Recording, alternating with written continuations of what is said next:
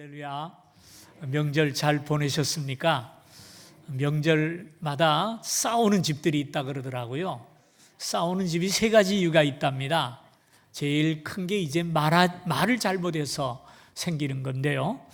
명절에 해서는 안 될 말이 몇 가지 있다 그랬죠. 아무리 모이는 사람이 가족이 많아도 아무리 허물이 없다 하더라도 해서는 안 될 말. 첫째는 너 요새 뭐하고 지내냐? 취직은 언제 할 거냐? 하는 말 절대 하면 안 된답니다. 특히 조심해야 될 것은 아무개는 삼성 들어갔다 그러던데 너는 언제나 들어가냐? 이런 얘기하면 싸움이 납니다. 젊은 사람들 화가 나서 집으로 가버린대요. 두 번째는 너 결혼은 언제 할 거냐 하는 거죠. 그죠? 여자는 있냐? 빨리 결혼해라. 그런 얘기. 어른들은 덕담으로 하지만 듣는 사람은 굉장히 부담이 된다 그래요. 그리고 싸움을 유발시키는 세 번째 문제는 정치 얘기 절대 하지 말라 그러죠.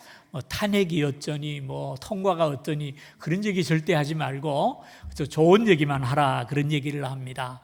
혹시 이번 추 명절에 정치에 얘기하다가 싸운 가정은 없으신지 모르겠습니다. 말을 우리가 참 조심해야 될 것 같아요. 어떤 경우에 어떤 말을 하느냐 참 중요합니다. 우리가 지금 주일마다 욥이 받은 시험에 대해서 보고 있지 않습니까? 욥을 넘어뜨려서 하나님을 원망하게 하려고 사탄이 집요하게 욥을 공격합니다. 제일 먼저 찾아온 공격이 욥의 모든 재산을 다 뺏어가는 것입니다. 소떼, 양떼, 또 나귀와 낙타까지 아들까지 다 뺏어 가버리고 말았습니다.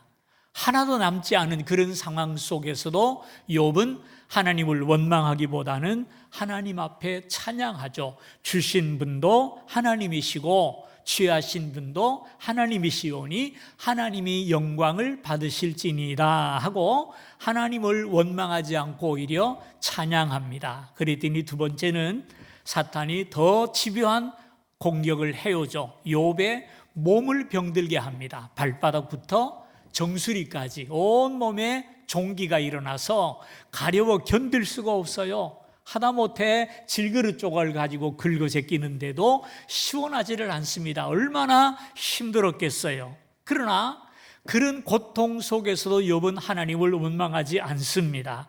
내가 하나님 앞에 복을 받았으니 화도 받지 않겠느냐. 비 오는 날도 있고 흐린 날도 있고 맑은 날도 있는데 어떤 상황 속에서도 나는 믿음을 잃지 않고 하나님을 예배하고 찬양하리라 하면서 하나님 앞에 큰 기쁨을 안겨드리죠. 욥은 믿음으로 모든 역경을 보기 좋게 승리하고요, 하나님께 케오스의 영광을 올려드린 사람이에요. 언뜻 보면 참 욥 대단하다, 저런 믿음은 누구나 가지게 될까, 그런 생각이 듭니다마는요, 한편에서 생각을 해보면 욥이 얼마나 힘들까. 지금 욥은 그 고난 가운데 혼자 남겨졌어요. 잃어버린 것도 내 것이고 뺏긴 것도 내 것이고 모두를 다 잊어버리고요, 자기는 시험 가운데 결국은 홀로 남게 되었죠. 아내마저도 하나님을 욕하고 죽어라 할 정도이니 욥의 마음이 얼마나 아팠겠습니까? 어디 가서 하소연할 데도 없고 어디 가서 위로받을 데가 없어요. 그 모든 역경을 멋있게 이겼다고 박수는 받았는데 지금 욥은 너무나도 힘들어요. 완벽한 혼자입니다. 고통 가운데서 하소연할 데가 없고 나의 아픔을 이해해주고 공감해주는 사람이 없다는 것이 우리를 얼마나 힘들게 하는지 알 수가 없어요. 욥은 지금 그런 가운데 홀로 남겨진 것이죠. 여러분이 이런 상황을 당하면 어떻게 하시겠습니까? 저는 이 욥의 2장의 얘기를 읽다가 욥에게 한 가지 부러운 것이 있어요. 그 부러운 것이 뭘까요? 그에게는 친구들이 있었다는 것이죠. 11절에 보면 이런 말씀이 나오죠. 그때 욥의 친구 세 사람이 이 모든 재앙이 그에게 내렸다 함을 듣고 각각 자기 지역에서부터 이르렀으니 곧 대만 사람 엘르바스와 수아 사람 빌닷과 나아마 사람 소발이라. 그들이 욥을 위문하고 위로하려 하여 서로 약속하고 오더니, 이렇게 말씀을 해요. 친구 세 사람이 욥의 이야기를 듣고 달려왔대요. 서로 약속을 하고 달려왔대요. 그런데 여기 보니까 대만 사람 엘리바스, 수아 사람 누구죠? 빌닷, 그 다음에 나아마 사람 소발이라 그랬는데요.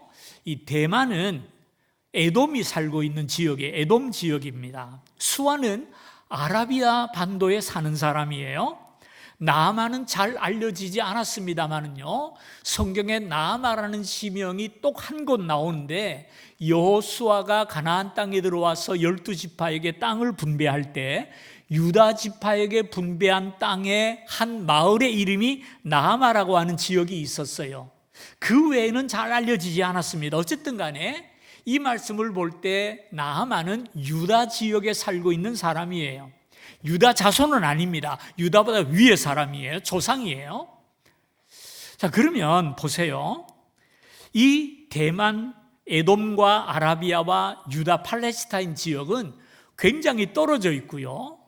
지금 욥은 어디에 살고 있습니까? 동방우스예요. 가나안 땅이 아닙니다. 동방우스입니다. 그렇다면 굉장히 먼 거리에서 아마도 몇 주 아니면 한 달 이상을 여행해야 도달할 수 있는 그 먼 지역에서 낙타를 타고 달려왔다라는 말이죠. 그러면 욥의 고통이 얼마나 오래 지속되었는지 우리가 짐작할 수 있어요. 적어도 두세 달은 되지 않았을까, 그런 생각이 들어요. 자, 이렇게 먼 지역에 살고 있는 친구들인데 이 소식을 듣고 약속을 하고 달려왔어요. 굉장히 친했던 것 같아요. 저는 이 모습을 보면서 그런 생각을 했어요. 내가 만일 욥과 같은 이런 고통을 당했을 때 나에게 찾아와서 나를 위로해주고 나에게 힘을 줄 수 있고 나와 함께 울어줄 친구가 몇 명이나 될까? 제 걱정하지 마시고 여러분 걱정을 하세요.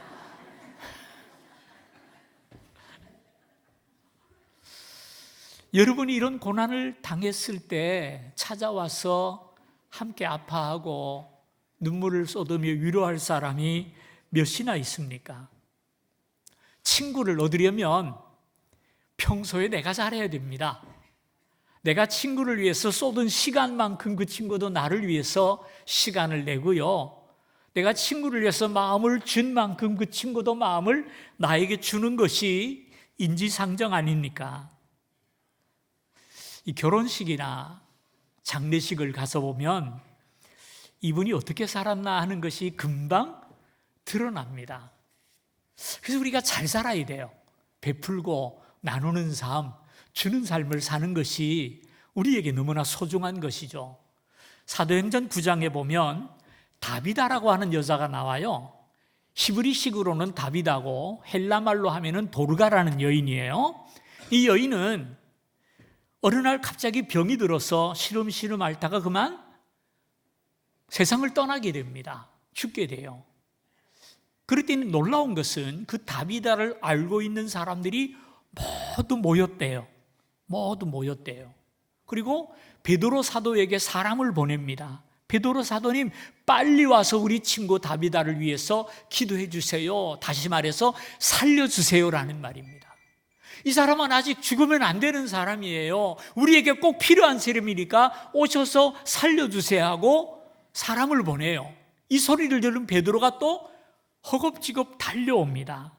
달려왔더니 그 마을에 온갖 모든 과부들이 다 모여서 다비다를 위해서 슬퍼하고 울면서 베드로에게 살려달라고 간청을 합니다. 아름다운 모습 아닙니까? 한 사람이 죽었더니 온 마을의 과부들이 다 모여가지고 그를 위해 슬퍼하고 베드로에게 사람을 보내서 빨리 와서 좀 살려주세요 간청할 만큼 다비다는 소중한 사람이었고 그만큼 친구가 많이 있었어요. 도대체 어떻게 살았길래 이런 일이 있을까? 사도행전 9장 31절에 보면 다비다를 설명하면서 선행과 구제하는 일이 심히 많더니 그랬어요. 다비다는 살아있는 동안에 선행하는 일과 구제하는 일을 심히 많이 했대요. 9장 39절에 보면 도르가가 지은 속옷과 겉옷을 다 내어 보내거늘 베드로가 왔더니 그 여인들이 베드로에게 찾아와서 우리 다비다를 좀 살려주자 하면서 자기 속옷을 보여줬대요. 왜? 이거 다비다가 만들어서 나 입에 입힌 거예요 라는 거예요. 다비다는 살아있을 때 그 당시는 귀합니다. 요새는 옷이 쓰레기가 많아가지고요, 지구가 지금 옷 쓰레기로 몸살을 앓고 있어요. 근데 이때는 옷이 귀할 때예요. 그 귀한 옷을 다비다는 손수 한 땀 한 땀 만들어서 사람들에게 선물해서 입을 수 있도록, 특히 가난하고 어려운 사람들에게 나누어 주었다는 거예요. 그랬더니 그가 죽으니까 그 옷을 입었던 사람들이 다 모여서 슬퍼하며 애통하면서 살려달라고 베드로에게 하소연했다는 것입니다. 아름다운 모습 아닙니까? 우리 교회도 이런 분이 한 분 계셨어요. 나이 많은 분들은 기억하실지 모르겠습니다. 모일복 권사님이라고 아시죠? 그 모일복 권사님은 84인가 6인가에 돌아가셨어요. 근데 참 건강하셨어요. 근데 그분이 평생 동안 계시면서 은퇴 권사가 되신 다음부터 하실 일이 있어요. 뭔지 아세요? 그분이 이 코바늘로 뜨개질을 참 잘하셨어요. 뜨개질을 하셔가지고 그것을 한 땀 한 땀 해서 옷을 만들어가지고 선물을 하셨어요. 아마 우리 권사님들 중에 그분 옷을 한 번쯤은 다 입어보셨으리라고 생각해요. 조끼 런닝도 만드시고 조끼도 만드시고 가디건도 만들고 하셔가지고 그것으로 이렇게 만들어서 하나하나 선물을 하셨어요. 저한테도 3번이나 선물을 했어요. 그 런닝 있잖아요. 런닝 그건 구멍이 뻥뻥 뚫려가지고 여름에 입으면 얼마나 시원한지 몰라요. 그걸 선물을 하셨어요. 참 너무 귀한 분이에요. 그렇게 사랑을 많이 베푸시더니 그분 돌아가셨을 때 많은 권사님들이 슬퍼하시고 찾아하시고 위로하시는 분들을 제가 보았어요. 저는 우리 교회에 이런 일들이 좀 많이 일어났으면 좋겠어요. 다비다나 모일복 권사님과 같은 이런 분들이 좀 많아지셨으면 좋겠어요. 큰 소리 치고 기침하는 분들은 좀 적어졌으면 좋겠고요. 이렇게 그저 구석구석 어려운 사람들에게 온정을 베풀어 주시는 그분이 많아질 때 우리 교회가 사랑이 넘치는 교회가 될 줄로 믿습니다. 특히 이런 일들이 우리 목장과 전도회 안에서 많이 있었으면 좋겠어요. 전도회가 모이고 목장이 모일 때 좀 모이기를 힘쓰시기를 바라요. 모여서 교제하고 모여서 사랑을 주고 받을 때, 그래서 우리 목장이 가족 같은 목장이 아니라 가족이 됐으면 좋겠어요. 여러분 목장에 다 소속돼 있으시죠? 주일날 예배 끝나면 땡 하고 돌아가서 일주일 동안 나타나지 않으면 말고 목장에 소속하셔서 함께 교제 좀 나누세요. 목장에 참석해도 건성으로 예배 끝나고 바빠서 하고 하지 말고 남아서 식사도 좀 하고, 오늘은 내가 커피 살게 커피하러 갑시다 하고 커피도 좀 하고 이야기하면서 서로 사랑을 나누고 가족이 되면 얼마나 그 모습이 아름답겠습니까? 교제를 나누고 좀 친구가 되셨으면 좋겠어요. 가족이 됐으면 좋겠어요. 여러분 형제, 부모 1년에 몇 번쯤 만나십니까? 명절이나 돼야 한 번씩 만나잖아요. 그런데 우리 목장원들은요 매주 만나요. 아니요, 주일 만나죠. 목장 모일 때 만나죠. 일주일에 2번은 만나잖아요. 얼마나 귀한 만남이에요. 이 만남을 좀 소중히 여기시고 모이기를 힘쓰시기를 바랍니다. 우리나라의 대표적인 바보 3사람이 있대요. 어떤 사람이 바본지 아세요? 자식들에게 재산을 미리 상속해 주는 사람이 세상의 바보랍니다. 꼭 잡고 있어야 자녀들이 명절이라도 와주지, 다 주고 나면은 안 와요. 그래서 꼭 잡고 있으래요. 그 미리 주면 바보랍니다. 2번째는요, 손자 봐주겠다고 큰 집 장만하는 사람이 바보래요. 둘이 살면 그만하면 됐지. 아이고, 손자들 명절이 오면 내가 봐줘야 되는데. 그래서 큰 집 만드는 사람이 바보라 그러더라고요. 세 번째는 제일 바보가 손자 보느라고 친구 모임에 빠지는 사람. 더 큰 바보는 손자 보느라고 바빠서 목장 모임 못 나오는 사람. 정말 바보랍니다. 누가 알아주는데 손자 봐줘야 아무 소용없더라고요. 나중에 다 지 갈 길 가지. 그거보다는 내 주변에 친구를 만드셔서 함께 어울리세요. 만나면 싸우지 말고 가족처럼 사랑하자라는 말입니다. 욥의 친구들이 그런 사람들이에요. 욥이 어려움을 당하니까 그 멀리서 아라비아에서 팔레스타인에서 달려와서 그를 위로하고 쫓아옵니다. 이 욥기는 오늘 우리를 살아가는 우리들에게도 똑같은 상황에 좋은 메시지를 준다고 생각을 해요. 우리 가족이나 친구들 가운데도 어려움을 당하고 슬픔을 만나고 고통을 당하는 성도들이 간혹 있죠. 그럴 때 우리가 찾아갑니다. 위로하기 위해서 찾아갑니다. 대개 봉투 하나 놓고 오면 다로 알아요. 그게 이제 최소한의 아는 겁니다. 최소한의 예의예요. 뭘 했으면 좋을까요? 어떤 사람은 엉뚱하게 가서 판단하고 결론을 내리는 사람이 있어요. 이거는 죄 때문에 그러는 거야. 집사님 지난주일 빠졌지. 고마 이런 일이 생기잖아.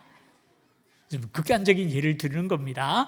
이런 일들을 많이 해요. 그래서 위로라기보다는 오히려 시험을 주고 오는 성도들을 종종 봅니다. 참된 위로가 뭘까요? 어려움을 당하는 형제들을 찾아서 우리가 어떤 말을 했으면 좋겠습니까? 잘 좀 기억하셨으면 좋겠어요. 우리가 믿는 믿음이 있어요. 이 세상의 주권자는 하나님이시라는 거예요. 어떤 일이 생기면 우연을 우리는 믿지 않습니다. 그 일 속에는 하나님의 뜻과 계획이 있을 것이라고 우리는 믿습니다. 욥이 고난을 당하는 데에도 우연이 아니었어요. 분명한 계획과 뜻이 그 속에 있었고 하나님의 고민이 그 안에 감춰져 있더라는 말입니다. 그것을 우리가 알지 못하고 그저 눈으로 보는 대로 판단하고 정죄하고 이러지 말자라는 말이에요. 조금 기다릴 줄을 알아야 돼요. 하나님이 왜 이런 일을 우리에게 허락하실까? 좀 참아봐야죠. 저는 이번에 그 계엄을 선포하고 탄핵을 당하고 이러는데 그게 하룻밤에 다 일어났어요. 저 아침에 와서야 알았거든요. 새벽기도 와서야 이제 알게 되었어요. 밤사이에 계엄이 선포되어 가지고 군인이 출동하고 국회에서 뭡니까? 계엄을 해제하고 탄핵을 했다는 얘기를 나중에 제가 들었어요. 하룻밤 사이더라고요. 근데 정말 놀랐던 것은 그 계엄에 앞장섰던 군인들이 별을 단 사람들이 그 다음날 민주당이 쪼로로 달려가가지고 제가 저 탄핵을 찬성하는 사람도 아니고 계엄을 찬성하는 사람도 아닙니다. 둘 다 있어서는 안 될 어려움이 우리나라에 일어났어요. 단지 하나의 내 눈에 보였던 것을 얘기합니다. 쪼르르 달려가가지고는 뭐 양심 선언을 한다고 하면서 온갖 일을 까발리고 있더라고요. 그걸 보고 저 사람들이 군인 맞나? 어떻게 저런 인간들이 별을 달았을까? 그런 생각을 했어요. 세상에 의리가 있지. 잘잘못을 떠나서 얘기입니다. 그걸 보니까 안타깝더라고요. 바람이 불면 풀이 눕는 것은 어쩔 수 없는 거예요. 그러나 바람이 불기도 전에 가서 누워있으면 그 꼴불견이잖아요. 여러분에게 그런 친구가 없어야 합니다. 예? 자, 보세요. 고통당하는 성도들에게는 그들을 향한 하나님의 뜻과 계획이 분명히 있을 거예요. 그러나 우리는 그것을 알 수 없잖아요. 시간이 길게 지나고 나면은 그래서 그랬었구나라고 우리가 알 수 있어요. 그러나 그 당시 상황 속에서는 우리가 알지 못한다라는 말입니다. 그러면 우리가 할 일이 뭡니까? 판단하고 정죄하기보다는 우리는 그저 위로할 뿐이죠. 함께 아파하고 함께 눈물 지으면서 하나님의 위로가 있기를 위해서 기도하는 것밖에 더 있겠습니까? 오늘 욥의 친구들의 이야기를 가만히 보면 우리가 이런 일을 당할 때 어떻게 해야 할지를 우리에게 보여주는 아주 모범적인 사례를 보여준다고 생각해요. 욥의 친구들이 달려와서 제일 먼저 한 게 뭡니까? 그들은 먼저 욥이 당한 상황을 자세히 살펴보았어요. 눈을 들어 멀리 보며 그가 욥인 줄 알지 어렵게 되었으므로 얼마나 고통이 심한지, 얼마나 몰골이 삭막해졌는지 차마 볼 수가 없을 정도였대요. 이 말은 자기 입장에서 본 것이 아니라 욥의 입장에서 생각했다는 이야기예요. 원인을 찾아서 회개하라고 촉구하기보다는 그가 당하는 고난을 함께 느끼는 것이죠. 어려움을 당하는 성도를 우리가 찾아가면 대개 어떤 일을 하냐면은 의사처럼 진단을 하는 사람이 있어요. 판사처럼 재판하는 사람이 있어요. 무슨 죄 때문에 이러는 거야? 회개해. 아니면 어떤 사람은 설교자가 되려고 해요. 이럴 때는 이렇게 해야 되는 거야, 저렇게 해야 되는 거야. 그러나 여러분, 그 시간에 가장 필요한 사람이 누군지 아십니까? 친구라고 저는 생각을 해요. 함께 아파해주고 함께 슬퍼해주고 함께 자리를 이어주는 사람이 우리에게 필요하다라는 말입니다. 우리가 고난 중에 예수님을 찾아 기도하죠. 왜 우리가 예수님을 찾죠? 그분은 변하지 않는 우리의 친구이기 때문입니다. 주님은 우리에게 내가 너희의 친구가 되리라고 약속해 주셨어요. 그리고 그 말씀대로 주님은 어떤 경우에도 우리와 함께 하시고 우리를 위로하시고 축복하시는 분이십니다. 우리를 꾸짖거나 우리를 이해하지 못하는 분이 아니에요. 우리의 약함을 아시고 이해해 주시고 우리를 세워주는 분이 예수님이세요. 히브리서 4장 15절에 보니까요, 우리에게 있는 대제사장은 우리의 연약함을 동정하지 못할 이가 아니요. 이 말을 쉽게 바꾸면 우리의 연약함을 보고 꾸짖는 분이 아니라 모든 일에 우리와 똑같이 시험을 받으시니로되 죄가 없으시니라. 주님이 우리를 이해하지 못하는 분이 아니라 우리의 약함까지, 우리의 상황을 다 아신단 말이에요. 왜? 주님도 세상에 우리와 똑같이 사시면서 굶주림과 슬픔과 외로움과 고통을 다 겪어보셨기 때문입니다. 그러므로 우리를 꾸짖기보다는 우리를 동정해 주시고 우리를 위로하시고 힘을 주시는 분이세요. 그래서 주님 앞에 나아가 기도하는 사람들마다 주님의 위로를 경험하게 될 줄로 믿으시면 아멘 하시기를 바랍니다. 환자는 환자끼리 잘 통한다 그러잖아요. 왜? 똑같은 고통을 겪었기 때문이에요. 주님은 우리의 고통을 똑같이 겪으신 우리의 친구이신 까닭에 우리를 위로할 수 있는 분이십니다. 그러므로 고통당하는 사람에게는 처방을 내리고 판단하는 사람보다는 그 고통을 이해해주고 함께하는 사람이 필요해요. 어려운 사람을 찾아가서 우리가 절대로 하지 말아야 할 이유가 있어요. 네가 이런 일을 당하는 것은 무슨 죄가 있어서 그럴 거야 하는 말 하시면 안 됩니다. 회개해야 돼 이런 말도 하면 안 돼요. 이럴 때는 뭘 먹으면 잘났던데, 이런 병원은 그 병원을 가야 돼 이런 얘기도 하면 안 돼요. 혼동만 줄 뿐입니다. 뭘 합니까? 함께 있어주는 게 위로예요. 함께 아파하고 공감해 주는 것이 가장 큰 위로인 줄로 믿습니다. 욥의 친구들이 그 일을 했어요. 두 번째는 한 주 동안 욥과 함께 앉아서 욥의 고통에 동참합니다. 그들이 일제히 소리를 질러 울며 각각 자기의 겉옷을 찢고 하늘을 향하여 티끌을 날려 자기 머리에 뿌리고 밤낮 7일 동안 그와 함께 땅에 앉았으나 욥의 고통이 심함을 보므로 그에게 한마디도 말하는 자가 없었더라라고 말을 했어요. 두 번째의 친구들의 위로는 욥과 함께 앉아주는 것입니다. 함께 느껴주고 함께 울어주고 함께 아파하는 거예요. 이것이 가장 올바른 태도예요. 섣불리 의사가 되려고 하거나 설교자가 되려고 하지 말고 욥의 고통이 심함을 보았으므로 한마디 말하는 자가 없었더라 그랬는데요. 할 말이 없어서 가만히 있었겠습니까? 많았을 거예요. 그러나 지금 욥에게 가장 필요한 것은 값싼 동정의 말이 아니라 함께 있어주는 게 가장 큰 위로라는 말이죠. 예수님의 비유 가운데 선한 사마리아 사람의 비유가 나오죠. 한 유대인이 나귀를 타고 혼자 산길을 가다가 강도를 만나요. 흠씬 두들겨 맞고 반 죽음이 되어서 모든 것을 빼앗기고 신음을 합니다. 어둑어둑한 밤중에 한 사람이 신음을 하니까 지나가는 사람마다 보게 될 거 아니에요. 제사장이 지나갔어요. 보니까 강도를 만나서 다 죽어가거든요.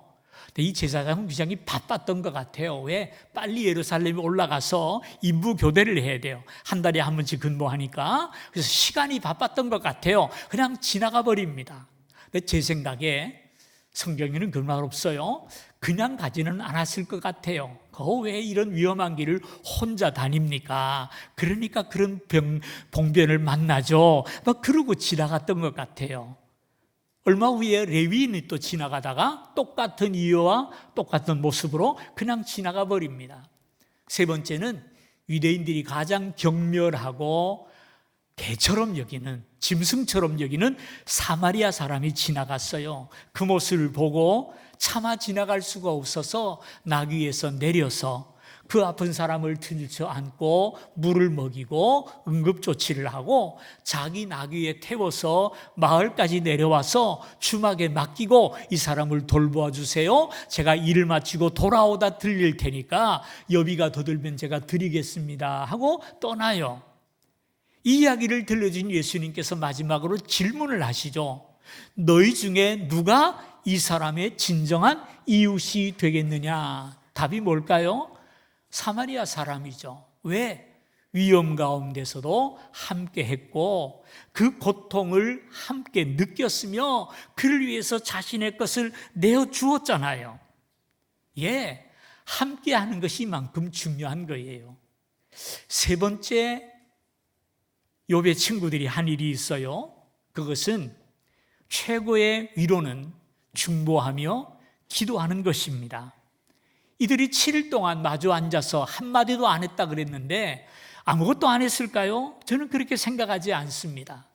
욥의 친구니까 아마 이들도 신앙을 가진 사람들이었겠죠. 욥을 위해서 하나님 앞에 기도했을 것입니다. 사실 우리가 다른 사람의 불행 앞에서 우리가 할 일이 별로 없어요. 그것이 사실은 우리를 힘들게 합니다.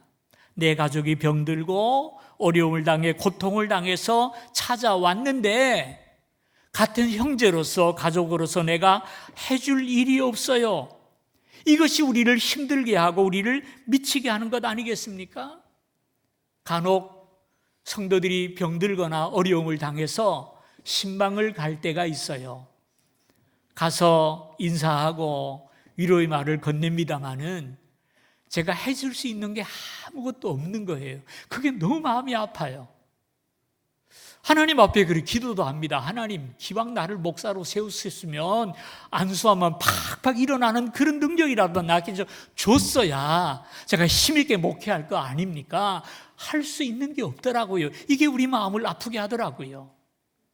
그래도 감사한 것은 말씀을 전하고 간절한 마음으로 기도하고 나면은요, 다 죽어가는 얼굴이 펴져서 환한 것을 볼 때 위로를 받아요. 아이고, 그분보다 제가 더 위로를 받아요. 그래도 나의 방문이 헛되지 않았구나.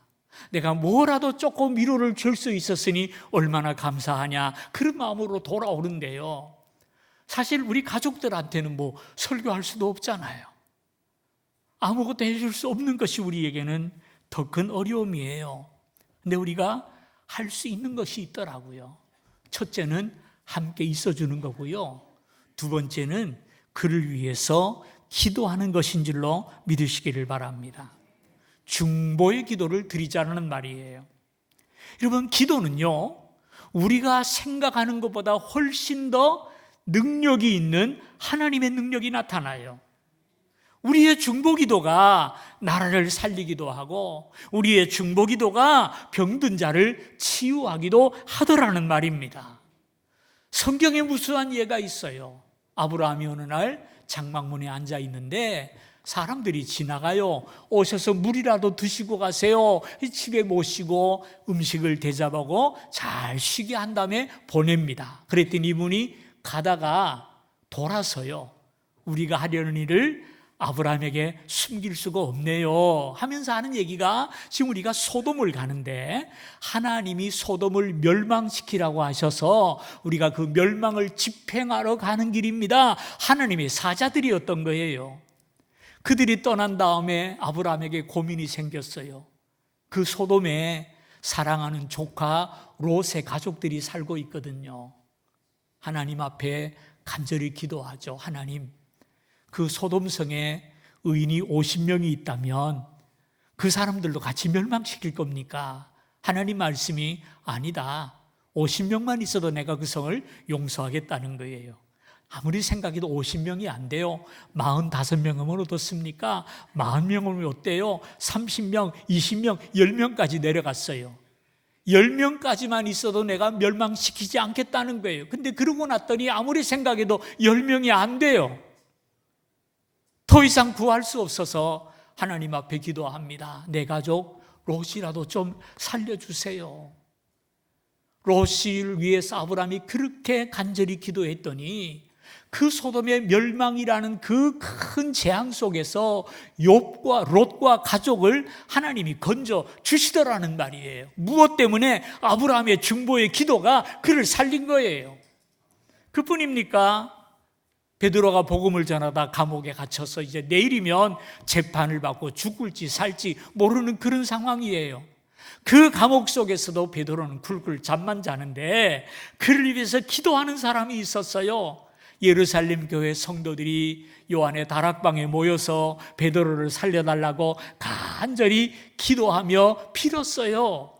어떤 일이 일어났죠? 천사를 보내어서 옥문을 다 열어버리시고 베드로를 깨워서 끌어내어서 건져 주시더라는 말입니다.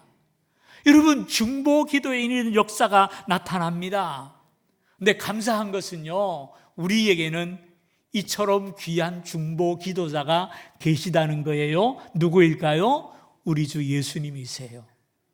예수님은 언제나 우리와 함께 하실 뿐 아니라 우리를 위하여 하늘보좌 우편에서 중재 대언의 사역, 우리를 위해서 중보하며 기도하신다고 말씀하셨어요. 이 주님은 우리의 친구가 되시고 지금도 우리를 위해 도우시고 위로하시며 기도하시는 분이십니다. 이런 친구가 우리에게 있음을 진정 하나님 앞에 감사하시기를 주님의 이름으로 축원합니다. 오늘 우리나라를 보면은요, 참으로 너무나 큰 환난 가운데 있는 것을 보게 됩니다. 서로 반목하며 다투고 싸우다가 지금 온 나라가 병들고 무너져 내리고 심한 고통을 앓고 있습니다. 이런 나라를 바라보면서 사람마다 진단을 내리고 처방을 내리고 행동이 앞섭니다. 근데 그 처방이, 그 진단이 얼만큼 효과가 있을까요? 상반되는 판단과 상반되는 행복이 이 나라를 살릴 수 있겠습니까? 오늘 이 나라의 가장 소중한 것, 정말 필요한 것이 무엇이라고 생각하세요? 먼저 믿는 우리 그리스도인들이 하나님 앞에 중보하며 드리는 기도가 가장 필요한 때라고 저는 믿습니다. 물론 우리 주님도 이 땅을 위해서 기도하고 계시겠지만 그분의 제자된 우리들의 기도가 이 나라에 정말 필요합니다. 병든 나라를 위해서 함께 아파하고 함께 회복을 위해서 기도하는 성도가 되시기를 주님의 이름으로 축복합니다.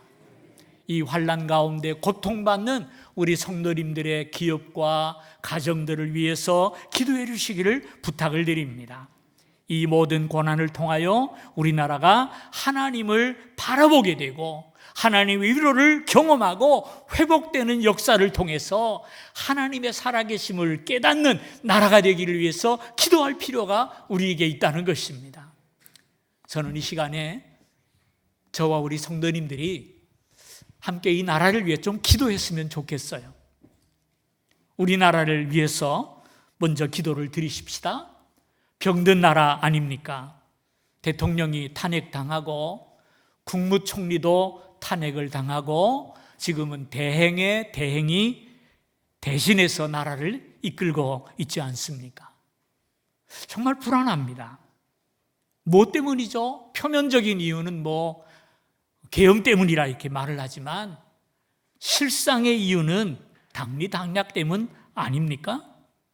정치인들이 나라를 생각하지 아니하고 당리당략을 먼저 생각하다 보니까 이런 갈등이 유발되게 되었고 백성들이 고통당하는 것 아니란 말이에요.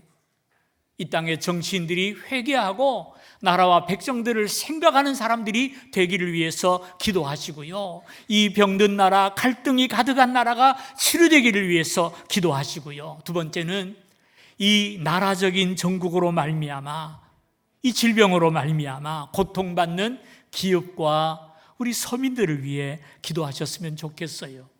지금 우리나라가 내환과 외환에 시달리고 있어요. 내환이 뭡니까? 탄핵 정국이고요. 외환이 뭡니까? 이 트럼프가 대통령이 돼가지고요. 지금 온 세계가 지금 몸살을 앓고 있습니다. 특히 기업들이 고통을 당하고 있잖아요. 기업마저 무너지면 우리나라는 소망이 없는 것 아니겠습니까? 우리나라 기업들을 위해 기도하시고 중소상인들을 위해 기도하시고요. 결국에 이 모든 손해는 서민들에게 갑니다. 우리 서민들이 이 국난을 잘 극복하고 회복되기를 위해서 기도하셔야 할 줄로 믿습니다. 이 시간 우리 함께 합심해서 나라를 위해 기도 안 해보셨죠? 기도 한번 하십시다. 하나님, 이 병든 나라를 불쌍히 여겨 주시기를 원합니다. 일으켜 주시기를 원합니다. 회복시켜 주시기를 원합니다. 이 어려운 국가 때문에 기업이 고통을 당하고 일꾼들이 어려움을 당하고 서민들이 어려움을 겪고 있사오니 주여 이 백성들 축복하여 주시옵소서. 회복의 은혜를 내리워 주시옵소서. 다시금 일어나서 복음을 전하는 나라가 될 수 있도록 이 나라를 회복시켜 주옵소서. 우리 간절한 마음으로 통성으로 두 가지 제목을 놓고 하나님 앞에 기도하겠습니다. 다 함께 기도합니다. 하나님 아버지, 나라를 불쌍히 여겨 주시기를 원합니다. 주의 백성들을 불쌍히 여겨 주시기를 원합니다. 주님의 나라입니다. 주님이 세우신 나라입니다. 하나님이여, 계엄과 탄핵으로 말미암아 심한 몸살 앓고 있는 갈등 속에 있는 대한민국을 불쌍히 여겨 주시기를 원합니다. 일으켜 주시옵소서. 회복시켜 주시옵소서. 하나님이 이 땅을 회복시켜 주시기를 원합니다. 온갖 갈등이 멈추기를 원합니다. 이름의 갈등이 멈추어지기를 원합니다. 하나님, 이 땅이 새롭게 회복되게 하여 주시옵시사. 주님의 나라가 세워지게 하여 주옵소서. 불쌍히 여겨주시고 회복의 은혜를 내려주시기를 원합니다. 기업이 고통받지 않게 하여 주옵시고 중소기업을 축복하여 주옵시며 소상인들을 기억하여 주옵시며 아버지 하나님이여, 이 땅에 고통받는 서민들을 불쌍히 여겨 주시기를 원합니다. 무엇보다 우리 성도님들의 가정과 기업을 지켜주시기를 원합니다. 이 풍랑을 잘 견뎌낼 수 있도록 인내함을 주옵시고 극복할 수 있는 능력을 주옵시고 주님 함께 하시고 두 손으로 덮어 주시옵시사. 이 풍랑이 지나가도록, 이 비바람이 지나가도록 지켜 인도하여 주옵시고 호황을 이기고 하나님이여 불황을 이기고 호황을 경험할 수 있는 나라가 되게 하여 주시옵소서. 다시 한번 일어나서 복음을 들고 땅끝을 향해 나아가는 나라가 되도록 역사하여 주시옵소서. 믿습니다. 주께서 은혜 주실 줄 믿습니다. 하나님 아버지, 이 나라 이 백성을 불쌍히 여겨 주시기를 원합니다. 온갖 갈등이 난무하며 다투고 싸우더니 이런 환난을 만났습니다. 어찌해야 합니까? IMF보다도 더 힘든 일을 우리 서민들이 겪고 있다고 합니다. 이 나라를 회복시켜 주시옵소서. 축복하여 주시옵소서. 다시 한번 일어나는 회복의 은혜를 내리워 주옵시사. 땅끝까지 복음을 전하는 나라가 되기를 원합니다. 고통받지 않는 나라, 감사함 속에 주님을 섬기는 나라가 되기를 원합니다. 축복하여 주옵시고 이 모든 일을 통하여서 온 민족이 하나님을 바라보는 나라가 되게 하여 주옵소서. 이 땅에 천만 그리스도인들이 기도하는 기도인들이 되게 하여 주옵시고 그 의도가 나라를 살리며 하나님의 축복을 이 땅에 끌어내리는 축복의 통로가 되도록 역사하여 주옵소서. 회복의 은혜를 주실 줄 믿습니다. 다시 한번 대한민국을 일으켜 주실 줄 믿습니다. 자, 극복할 수 있도록 지혜를 주시고 은혜를 베풀어 주시옵소서. 사람의 힘으로는 할 수 없지만 주께는 능치 못함이 없을 줄로 믿습니다. 주로 말미암아 이 땅이 회복되게 하여 주옵시고 평안이 깃들게 하시고 일상이 회복되게 하여 주옵소서. 예수님의 이름으로 기도하옵나이다. 아멘.